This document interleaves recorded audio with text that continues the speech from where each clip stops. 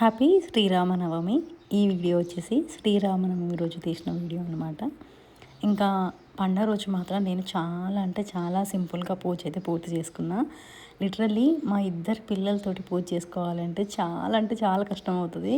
ఇటు పూజ చేసుకుంటూ ఉంటుంటే వాళ్ళు అక్కడ కొట్టుకోవడము, ఏడవడము, అల్లరి చేయడము, అటు వాళ్ళని చూసుకుంటూ ఇటు పూజ బ్యాలెన్స్ చేయాలంటే చాలా కష్టం. అదే ఎర్లీ మార్నింగ్ చేసేద్దాము అని అనుకుంటా, పిల్లలు లేవకముందే.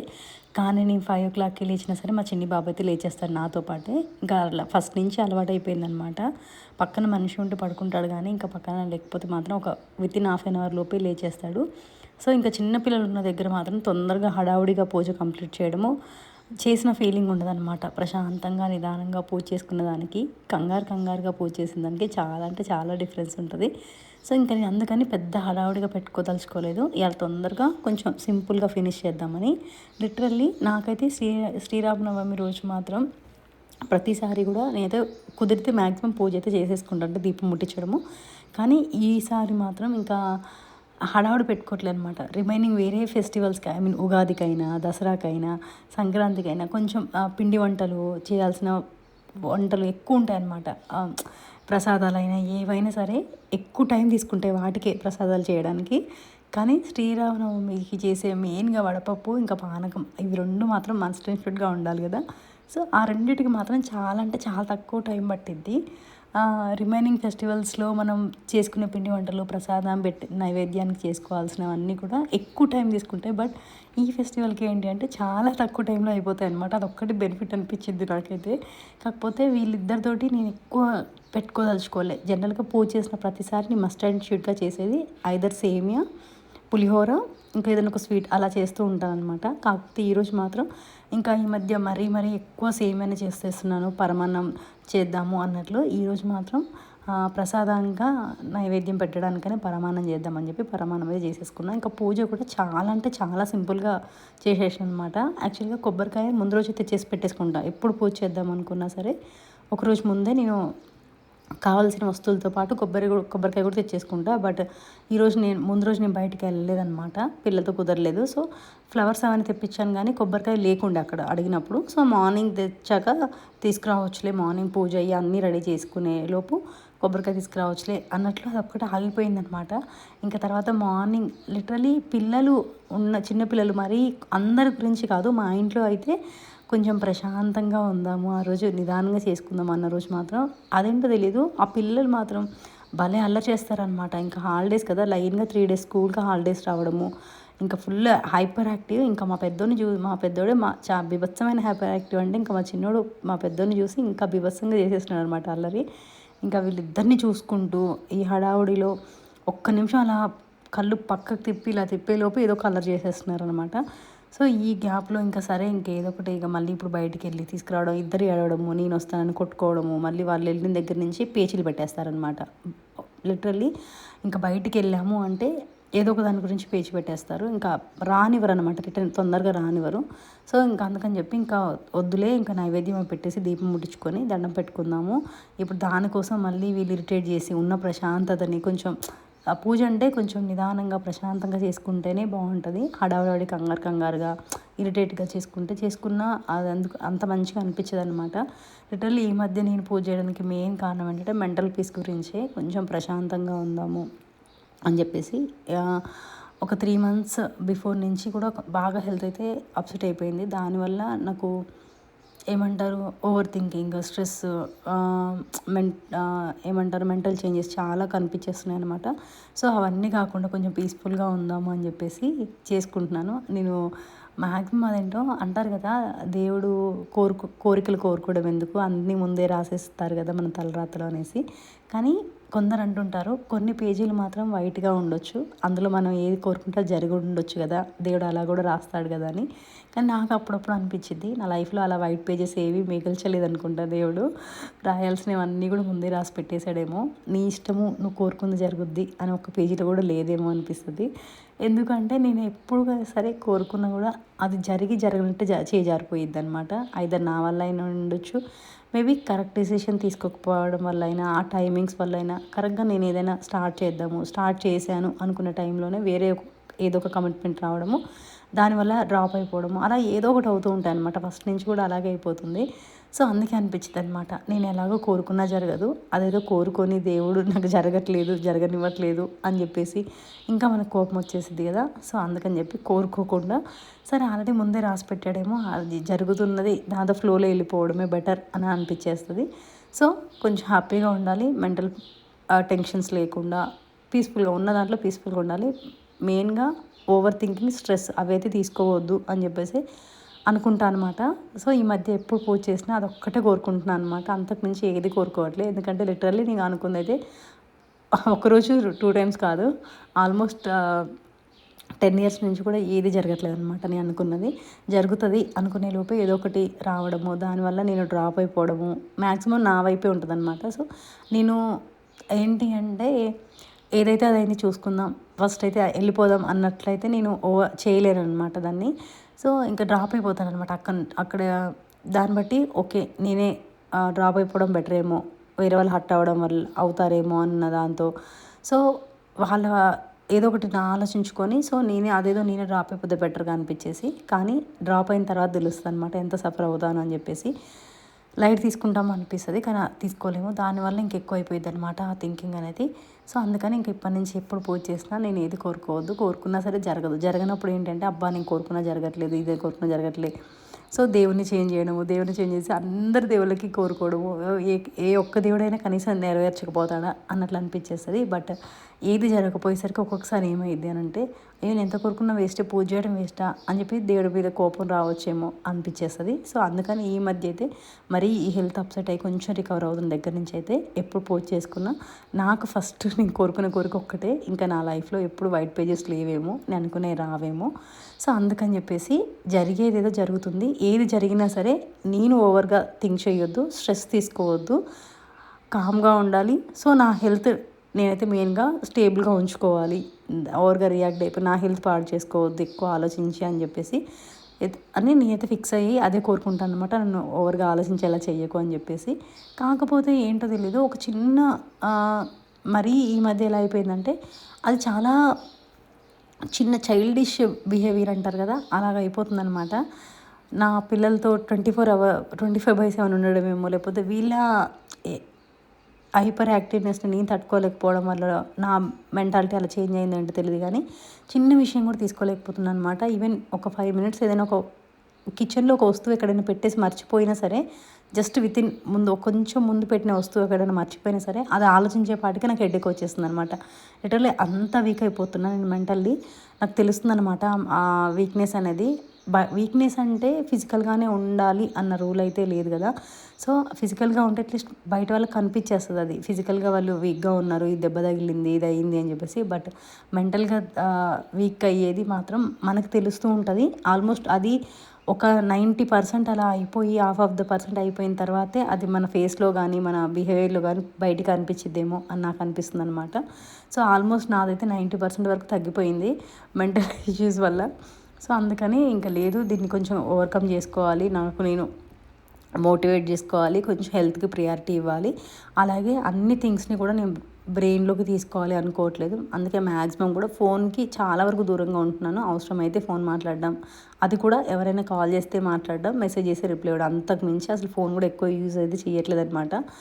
So maximum తగ్గించేసాను. సో అందుకని ఇప్పుడు ప్రత్యేకంగా పూజ చేసుకోవడానికి కూడా రీజన్ అదే, కొంచెం ప్రశాంతంగా ఉంటుందని. లిటరల్లీ నాకు అనిపించేది ఏంటంటే ఈ మధ్య కాలంలో నాకు అనిపిస్తుంది ఏంటి అంటే, మనం ఒకరితో మాట్లాడి వాళ్ళు ఏది మాట్లాడినా మనం తీసుకుంటే అంటే డిపెండ్స్ ఆన్ మన మెంటాలిటీ అంటారు కదా. నా మెంటాలిటీ ఎలా అయిపోయింది అంటే, నేను వాళ్ళు ఏది మాట్లాడినా ఓకే కొంచెం నెగిటివ్గా ఏదైనా మాట్లాడుతుంటే తీసుకోలేకపోతున్నాను అనమాట. దాన్ని ఎక్కువసేపు ఆలోచించి డేస్ ఫేస్ చేసి మరీ 1 అవర్ 2 అవర్స్ అంటే ఏమో కానీ కంప్లీట్గా ఒక 2-3 డేస్ వేస్ట్ చేసుకొని దానివల్ల హెడేక్, మైగ్రేన్ స్టార్ట్ అయిన దగ్గర నుంచి మైగ్రేన్ స్టార్ట్ అయిపోయింది. ఓవర్ థింకింగ్ వల్ల స్ట్రెస్, యాంగ్జైటీ ఇవన్నీ ఎక్కువైపోతున్నాయి అనమాట. సో ఇంకా ఒకరితో మాట్లాడి వాళ్ళు ఏదైనా అంటే మనం తీసుకోలేకుండా మన హెల్త్ ఇంపాక్ట్ అవుతున్నప్పుడు మాట్లాడకపోవడం బెటర్ అని చెప్పేసి నేనైతే ప్రజెంట్ కన్సల్ట్ అవుతున్న డాక్టర్ అదే సజెస్ట్ చేశారనమాట. ఫోన్స్ అవాయిడ్ చేయండి, మ్యాక్సిమం కుదిరినంత వరకు మెడిటేషన్ కానీ, యోగా కానీ, స్పిరిచువల్ యాక్టివిటీస్ కానీ, లేదు అని అంటే మీకు ఇష్టమైన యాక్టివిటీలో ఉండడానికి ట్రై చేయండి. సో కొద్ది రోజులు మీకు మాట్లాడాలి అనిపించకపోతే, మీరు కొంచెం ఇబ్బంది పడతారు, మీరు కొంచెం ఏమైనా ఓవర్ థింకింగ్ చేస్తారు అన్న పర్సన్స్ అంతో మాట్లాడకపోవడమే మంచిది. ఎందుకంటే ఒక్కొక్కసారి అది ఇంకెక్కువ రిజల్ట్ చూపించి హెల్త్ ఇంకా డ్యామేజ్ అయ్యే సిచ్యువేషన్స్ కూడా ఉంటాయి. సో అది ఇంకా హెవియర్ డిప్రెషన్లోకి వెళ్ళిపోయే ఛాన్సెస్ ఉంటాయి. సో అలా కాకుండా మ్యాక్సిమం అవాయిడ్ చేయండి అని చెప్పి తను సజెషన్ చేశారనమాట. సో అప్పటి నుంచి కూడా నేను మ్యాక్సిమం కూల్గా ఉండడానికే ట్రై చేస్తూ ఉన్నా. బట్ సమ్టైమ్స్ అది అవ్వదు కదా, ఒకేసారి చేంజ్ అవ్వలేము కదా. ఇన్ని ఇయర్స్ నుంచి వెళ్ళిపోయిన ట్రామా అనేది ఒకేసారి ఒక 1 మంత్లో 2 మంత్స్లో అయితే ఓవర్కమ్ చేయడం కష్టమైపోతుంది. సో అందుకని చెప్పి లిటరల్లీ కొంచెం స్లోగా ఓవర్కమ్ చేసుకుంటూ వచ్చేద్దామని రీసెంట్గా కూడా నేను భగవద్గీత పర్చేజ్ చేశాను చదవడానికి. సో అది కూడా కొంచెం మైండ్ రిలాక్సేషన్కి కొంచెం మన థింకింగ్ని చేంజ్ చేస్తుంది అంటారు. చాలా చోట్ల విన్నాను అనమాట. అందుకని చెప్పి సో ట్రై చేద్దాము అన్నట్లు నాకు తెలిసిన అన్ని యాంగిల్స్ ట్రై చేస్తున్నాను. కొంచెం పాజిటివ్గా థింక్ చేయడానికి, anxiety, stress, over thinking, depression ఇవన్నీ ఇదే రాకుండా కొంచెం మోటివేటెడ్గా పాజిటివ్గా ఉండడానికి, ఎవరు ఏమన్నా సరే మనం స్టేబుల్గా ఉండాలి అది నేర్చుకోవడానికి మాత్రం చాలా విధాలుగా ట్రై చేస్తున్నాను అనమాట. నాకున్న పాసిబిలిటీస్లో ట్రై చేస్తున్నా, చూడాలి ఏదేమైద్దని. మొత్తం మీద ఈరోజైతే శ్రీరామనవమి రోజు పూజ చాలా అంటే చాలా సింపుల్గా చాలా తొందరగా పూజ పూర్తి చేసేసుకున్నాను.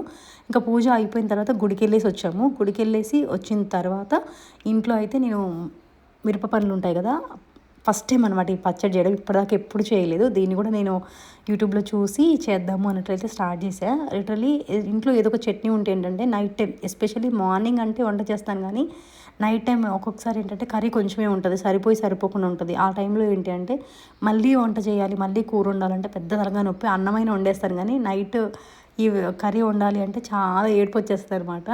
ఇలాంటి చట్నీస్ ఏమన్నా ఒకటి ఉంటే ఏంటి అంటే కొంచెం చట్నీ వేసుకొని కొంచెం కర్రీ వేసుకొని కొంచెం పెరిగేసేసుకుంటే సరిపోతాయి తినేదానికి. ఎందుకంటే నైట్ టైం అంత హెవీగా తినట్లేదు కాబట్టి, సో ఈ 3 ఉంటాయి కాబట్టి తినేయచ్చు అన్నట్లు నేను చట్నీ అయితే ప్రిపరేషన్ చేసుకుందాం అనుకుంటున్నా. సో దానికి అది స్టార్ట్ చేశాను అనమాట. కానీ ఫస్ట్ టైం పెడుతున్నా, ఎట్లా వచ్చిందో చూడాలి అవుట్పుట్ అనేది. ఇంకా పండగ కాబట్టి ఈరోజు పొద్దున్న 3 times వేసాను అనమాట బట్టలు. యాక్చువల్గా ఎప్పుడైనా ఫెస్టివల్స్ ముందు కానీ ఏదైనా అకేషన్స్ ఉన్నప్పుడు కానీ ముందు రోజు నేను బట్టలని వాష్ చేసి నీట్గా ఆరేసేసుకుని ఉంటాను. ఎందుకంటే పండగ రోజు ఆల్రెడీ పని ఎక్కువ ఉంటుంది. ఆ పనిలో ఈ పని ఇంకా ఎక్కువ అయింది అనమాట. మిషన్లో వేయడం, తీయడం, ఆరేయడం, మళ్ళీ వేయడం, ఈ పని ఇంకెక్కువ టైం టేకింగ్ ప్రాసెస్లో అనిపించింది. బట్ ఏంటంటే ముందు రోజు నాకు అస్సలు కుదరలేదు. సో అందువల్ల వేయలేకపోయినా ఇంకా ఈరోజు అయితే దుప్పట్లు అవన్నీ కూడా నీట్గా మిషన్లో వేసేసా. వాషింగ్ మిషన్ ఉండడం వల్ల చాలా అడ్వాంటేజ్ అనమాట. ఇంకా మిషన్లో వేసేసి అవి ఆరేసిన తర్వాత మా పెద్దోడికి ఎగ్జామ్స్ ఉన్నాయి, ఫైనల్ ఎగ్జామ్స్ స్టార్ట్ అవుతున్నాయి అనమాట. వాటి కోసం ప్రిపరేషన్స్. వాడు చదవడే కానీ వాడికన్నా ఎక్కువ నేనే చదువుతున్నా. నాకు గుర్తున్న వరకు నా చిన్నప్పుడు నేను ఇంతగానో చదివానో లేదో నాకైతే ఐడియా లేదు. కానీ మా పెద్దోడి చదువు కోసం నేను చదవాల్సి వస్తుంది అనమాట. వాడి ఆన్సర్స్, క్వశ్చన్స్, వాళ్ళ లెసన్స్ అన్నీ నాకు నోటెడ్ అయిపోతూ ఉన్నాయి అనమాట. ఒక్కొక్కసారి ఆన్సర్స్ మళ్ళీ బుక్ ఓపెన్ చేసి ఆన్సర్ ఇదేనా కరెక్టేనా చెక్ చేయాల్సిన అవసరమే లేదు. వాడికి చదివించి ఆ ఆన్సర్ నాకు నోటెడ్ అయిపోతుంది అనమాట. డైరెక్ట్గా కరెక్షన్ చేయొచ్చు అనిపించింది. అమ్మో అసలు ఇద్దరిని టీచ్ చేయడమే కష్టం అనిపించేస్తుంది. లిటరల్ నాకు గుర్తున్నందుకు మా చిన్నప్పుడు అయితే మేము ఏ ట్యూషన్స్కి వెళ్ళలేదు. మాకు ఇలా ఇంటి దగ్గర చెప్పేవాళ్ళు కూడా లేరు. ఏదో వచ్చామా, స్కూల్ అయిపోయిందా, ఇంటికి వచ్చామా, మా హోంవర్క్కి ఏదో మేము కంప్లీట్ చేసుకున్నాం, మా చదివేదో మేము చదివామా అన్నట్లు అయిపోయింది. కానీ ఇప్పుడైతే పిల్లల కన్నా ఎక్కువ ఇంట్లో ఉన్న పేరెంట్స్ కానీ లేదంటే ట్యూషన్ టీచర్ ఎవరైతే టేక్ కేర్ చేస్తారో వాళ్ళు ఎక్కువ స్ట్రెస్ తీసుకోవాల్సి వస్తుంది అనమాట. పిల్లలకి ఇచ్చే వర్క్స్ కూడా అలాగే ఉంటున్నాయి. అప్పట్లో ఉన్నాయి లేదు నాకైతే గుర్తులేదు. కానీ ఇప్పుడు మాత్రం ఇచ్చే హోంవర్క్స్కి, వీళ్ళు చేసే హైపర్ యాక్టివ్నెస్కి వీళ్ళని కూర్చోబెట్టి చదివించడమే కష్టంగా అవుతుంది. మేబీ పక్కన వేరే పిల్లలు ఉంటే వాళ్ళని చూసి చదువుతారేమో అనిపించేది నాకు. ఇన్ని రోజులు అలా అనిపించి ట్యూషన్కి పంపించేదాన్ని అనమాట మా పెద్దోడిని. అట్లీస్ట్ పక్కన పిల్లలు చదువుతూ ఉంటే చదవాలి అనిపించింది. టీచర్ కొడుతుందేమన్న భయానికన్నా చదువుతాడు. ఇంట్లో అంటే అంత కేర్ మనం ఎంత చెప్తున్నా కూడా మా అమ్మాయిలే అన్నట్లా వదిలేస్తారు కదా. సో అలా ఇద్దరిని పంపించాను. కానీ వాడు ఇంకెక్కువ అల్లరి స్టార్ట్ చేస్తున్నాడు అనమాట. ఒక 1 to 2 months బాగానే చదివాడు. తర్వాత ఇంకా అల్లరి పనులు స్టార్ట్ చేసేసాడు అనమాట. అక్కడ కూడా నాకు అంటే ఓకే, ఒక దగ్గర ఉన్నప్పుడు ఒక్కరిని చూసుకోవడం అంటే ఓకే. కానీ ఒక 30 members స్టూడెంట్స్ ఉన్న దగ్గర పర్టికులర్గా అటెన్షన్ ఒక్క స్టూడెంట్కే ఇవ్వాలి అంటే చాలా కష్టమవుతుంది కదా. సో రిమైనింగ్ స్టూడెంట్స్ని అందరినీ పట్టించుకోవాలి. సో అందుకని చెప్పి లేదు, కొంచెం నాకు కూడా హెల్త్ సెట్ అవుతూ ఉంది, నేను చెప్పుకుందాం అని చెప్పి స్టార్ట్ చేశాను. ఇంట్లోనే ఉంచేసాను అనమాట. ఎగ్జామ్స్ అయ్యేదాకా కొంచెం కేర్ తీసుకుందాము. కొంచెం మళ్ళీ రైటింగ్ వైజ్ అయితే ఎంత రైటింగ్ ఇంప్రూవ్ అయిందో అంత మళ్ళీ వరస్ట్గా రాసేస్తున్నాడు అనమాట. సో లేదు, ఇలా అయితే కాదు, నేనే కొంచెం కేర్ తీసుకొని మళ్ళీ రైటింగ్ సెట్ చేయించుకోవాలి, మళ్ళీ కొంచెం చదివే మళ్ళీ ట్రాక్లో పడిపోయి చేసుకోవాలి అని చెప్పి ఇంకా నేనైతే ఇంటి దగ్గర చదివించేస్తున్నా. వాడు చదివించడం కానీ ఒక్కొక్కసారి ఆఫ్టర్నూన్ 3 o'clockకి స్టార్ట్ చేస్తే నైట్ 11 o'clock కూడా అవుతుందన్నమాట. ప్రిపరేషన్స్ అయిపోయి స్లిప్ టెస్ట్ పెట్టి పడుకునేపాటికి. అది కూడా ఎందుకు అంత టైం టేకింగ్ అంటే మా చిన్నోడికి ఫుడ్ పెట్టడము, మా పెద్దోడికి చదివించడం, ఈ 2 టాస్క్లు అయితే ఎన్ని అవర్స్ అయినా సరిపోవు అనమాట. మా చిన్నోడికి ఫుడ్కి లిటరల్లీ 7 to 8 అవర్స్ కావాలి పర్ డే. ఇంకా మా పెద్దోడికి అయితే ఇంకా 9 అవర్స్ అయినా చదువుకోవడానికి, అంటే కంటిన్యూస్గా కూర్చోడనమాట. వాడికి గ్రాస్పింగ్ పవర్ చాలా ఉంటుంది మా పెద్దోడికి. ఓరల్గా మనం ఎంత తొందరగా గ్రాస్ప్ చేసుకుంటాడు అనమాట. ఒక 2-3 టైమ్స్ చెప్పినా అవి రిటర్న్ చెప్పేస్తాడు ఓరల్గా. కానీ రిటర్న్ వైజ్ వచ్చేపాటికి రాస్తాడు కానీ రైటింగ్ నీట్గా రాయడు, ఆర్ఎల్స్ స్పెల్లింగ్ మర్చిపోతూ ఉంటాడు. అలా ఒక్క దగ్గర కూర్చొని చదవలేడు అనమాట. 1 అవర్లో చదవాల్సింది 4 అవర్స్ చదువుతాడు అనమాట. అంటే మధ్యలో గ్యాప్ తీసుకుంటాడు, స్నాక్స్ అంటాడు, తినడానికి ఏమైనా కావాలి అంటాడు, బ్రేక్ అంటాడు, ఆడుకోవడం అంటాడు. వాళ్ళ తమ్ముడు ఇంకా డైవర్షన్స్ ఎక్కువ ఉంటాయి అనమాట. అది ఇంకా చిన్న పిల్లడు, ఏజ్ గ్యాప్ ఎక్కువ ఉంది కాబట్టి మా పెద్దోడికి చిన్నోడు ఆడుతూ ఉంటాడు ఆ టైంలో.